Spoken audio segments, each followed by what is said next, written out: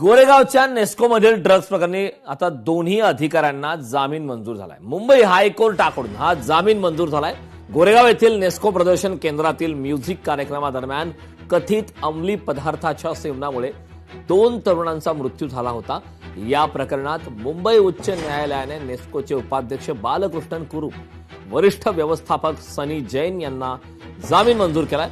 अर्जदारांनी drugs तस्करांशी संगनमत केल्याचा प्रथमदर्शनी पुरावा यंत्रणेकडे नसल्याचं न्यायालयाने म्हटलंय। कार्यक्रम नेस्को आणि सहआरोपी आकाश सामल यांनी संयुक्तपणे आयोजित केला होता। न्यायालयाने म्हटले की अर्जदारांनी कथित ड्रग्ज विक्रेत्यांना मोफत प्रवेश देण्यासाठी कट रचला किंवा त्यांना मदत केली असे ठामपणे दर्शवणारा पुरावा सध्या उपलब्ध नाही।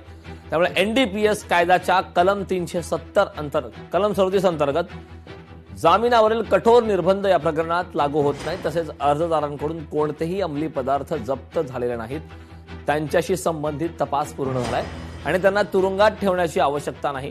त्यांची गुन्हेगारी पार्श्वभूमी नसून ते साक्षीदारांवर दबाव आणतील, फरार होतील अशी शक्यता सुद्धा दिसत नाही, असं कोर्टाकडून सांगत जामीन मंजूर करण्यात आला।